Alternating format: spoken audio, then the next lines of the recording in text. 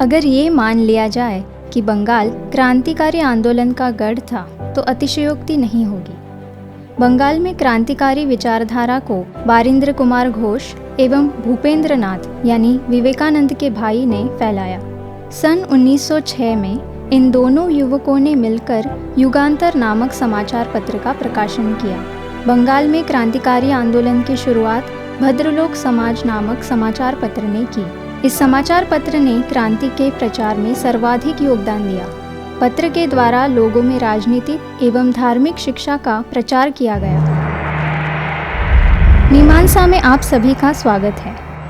युगांतर अखबार ने अपने प्रारंभिक वर्षों के दौरान क्रांतिकारी उद्देश्य के पक्ष में जनमत तैयार करने में महत्वपूर्ण भूमिका निभाई।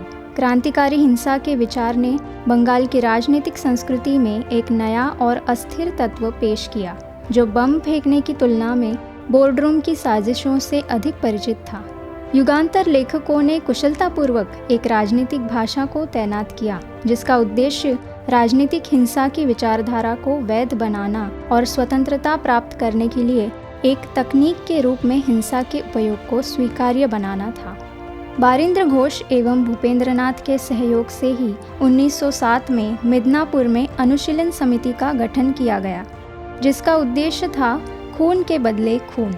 अनुशीलन समिति के अलावा बंगाल की सुरुत समिति, स्वदेशी बांधव समिति, व्रती समिति आदि क्रांतिकारी गतिविधियों का संचालन करती थी। अनेक क्रांतिकारी समाचार पत्रों का भी बंगाल से प्रकाशन शुरू हुआ, जिसमें ब्रह्म बंद्योपाध्याय द्वारा प्रकाशित संध्या, अरविंद घोष द्वारा संपादित वंदे मातरम, भूपेंद्र नाथ दत्त द्वारा संपादित युगांतर आदि प्रमुख थे। वारिसाल में पुलिस द्वारा किए गए लाठीचार्ज पर अपनी प्रतिक्रिया व्यक्त करते हुए युगांतर ने कहा कि अंग्रेज सरकार के दमन को रोकने के लिए भारत की 30 करोड़ जनता अपने 60 करोड़ हाथ उठाए और ताकत का मुकाबला ताकत से किया जाए। बंगाल के क्रांतिकारियों में हेमचंद्र कानूनगो का नाम विशेष रूप से उल्लेखनीय है, जिन्होंने पेरिस में एक रूसी से सैन्य प्रशिक्षण प्राप्त कर 1908 में कलकत्ता में स्थित माणिक तल्ला में बम बनाने हेतु कारखाना खोला। 23 दिसंबर 1907 को ढाका के पूर्व जिलाधीश एलन की पीठ पर गोली मारी गई। प्रफुल्ल चाकी और खुदीराम बोस ने किंग्सफोर्ड को मारने के लिए उस पर बम फेंका, परंतु वो बच गया। पुलिस के घेरे से बचने के लिए चाकी ने स्वयं को गोली मार ली, जबकि खुदीराम बोस पकड़े गए। अंततः उन्हें 11 मई 1908 को फांसी दे दी गई। इस घटना के बाद पुलिस ने माणिक तल्ला पर छापा मारा। 34 लोगों को गिरफ्तार किया गया, जिसमें बारिंद्र घोष और अरविंद घोष भी थे। इन सब पर अलीपुर षड्यंत्र केस के तहत मुकदमा चलाया गया। बारिंद्र घोष को आजीवन कारावास की सज़ा मिली तथा अरविंद को उचित साक्ष्य के अभाव में छोड़ दिया गया। 1905 में बारिंद्र कुमार घोष ने भवानी मंदिर नामक क्रांति से संबंधित पुस्तक लिखी।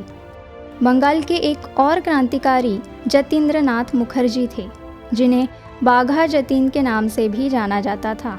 9 सितंबर 1915 को जतीन्द्र नाथ मुखर्जी बालासोर में पुलिस द्वारा मुठभेड़ में मारे गए।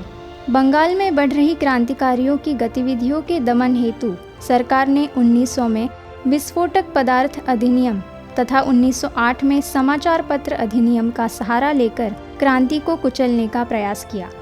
सरकार के दमन चक्र के चलते अरविंद घोष क्रांतिकारी क्रियाकलापों को छोड़कर सन्यासी हो गए तथा पौंडीचेरी में अपना आश्रम स्थापित कर लिया। ब्रह्म बंद्योपाध्याय, जिन्होंने सर्वप्रथम रविंद्रनाथ टैगोर को गुरुदेव कहकर संबोधित किया था, रामकृष्ण मठ में स्वामी जी बन गए।